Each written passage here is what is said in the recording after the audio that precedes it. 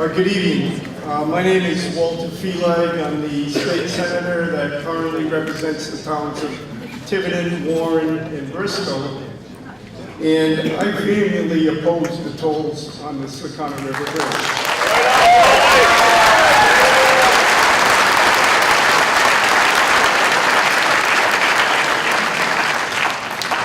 I firmly believe that this is the most important issue in the East Bay community in the 34 years that I've been an elected official.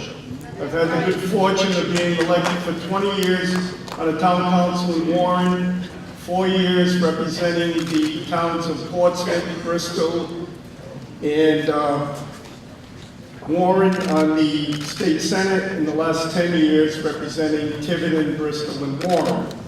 And the reason why I say that is because since 2002, I have submitted legislation against tolls on the Sakonnet River Bridge. So this is not a new issue. This is an issue that's been before us for a number of years.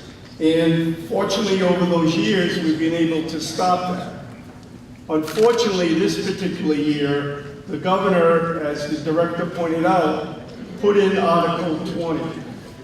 And Article 20 sent the authority of the Sakonnet River Bridge and the Jamestown Bridge to be put on with the Newport Bridge and the Mount Hope Bridge, which caused the way for the tolls. I personally voted for an amendment to take that budget article out. Unfortunately, it failed, and I also voted against the total fiscal year budget because I felt it was so important to the residents of this community.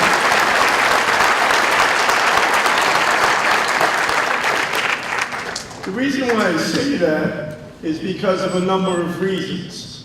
One is the legislature, when they made their decision in June, did not have all the facts before them. As you can see, we're still currently doing the economic analysis. The legislature should have had that information before them so that they could make an informed decision.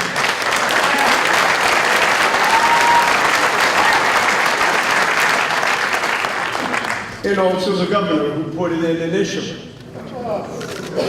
What we have here is, to me, a bridge. This commuter bridge should bring people together. And a bridge does that, it brings people together. Unfortunately, when you put a toll on a bridge, it becomes a barrier. It becomes a barrier and it says, stay away unless you can afford to go over that bridge. So we're telling the people of Tiverton and Little Compton, stay away from Rhode Island. Stay on your side of the bridge unless you have the funds to go over. But we don't know. The state only looks at things from the revenue perspective. They say they're going to get X number of dollars from the tolls, which is probably true. But there's been no analysis done on what the impact is going to be to those businesses.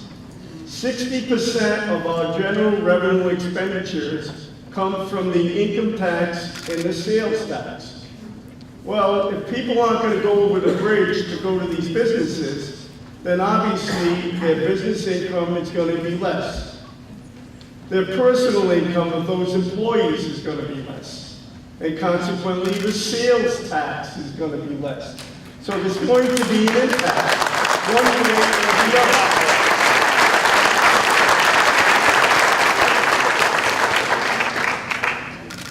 The other impact that people don't realize is the fact that each of my constituents and those within the East Bay are going to have to pay at least close to $50 more to go over that bridge. And you may ask why. Well, you're going to have to purchase a transponder to go over that bridge. If you do an interior transponder, it costs you $20.95. If you do an exterior, it's $33. Plus, you have to use your credit card and put down a balance of $25. So if you add up the $25 with the $21 or $33, that's close to $50. that you're gonna have to take out of your pocket just for the luxury of going over the bridge, which to me, I feel is unfair. The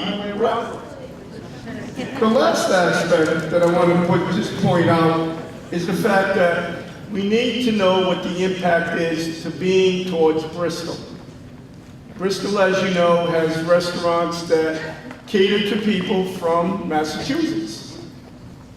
What is the impact going to be on those businesses? So it's not only just a impact study of what Newport County or Tiverton and Little Compton are going to be impacted, but how is Bristol and Warren going to be impacted, not only from the business perspective, but with the increased taxes.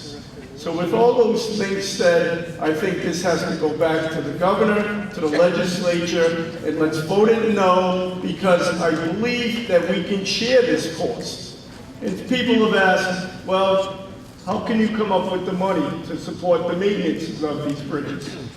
Well, number one, I'm vehemently opposed against adding money to the gas tax.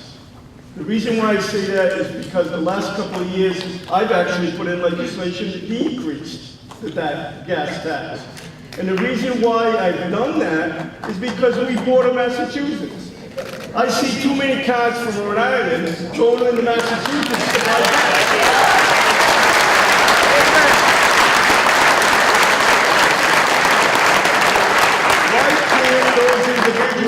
Come to Rhode Island, and then we'll increase the revenues. You know, it's a little supply and demand type of thing. And I firmly believe that we need to look at this from a budgetary perspective. In other words, we get an $8 billion budget, $3.3 billion comes from general revenues. Your income tax, your sales tax, your corporate taxes. I'm sure we can find maybe 10 million to support the maintenance of the bridges so that's shared without the overall state rather than to have us pay for it. And the reason why I say that is because we've helped out Central Florida, we've helped out the urban communities, let's help out Tiverton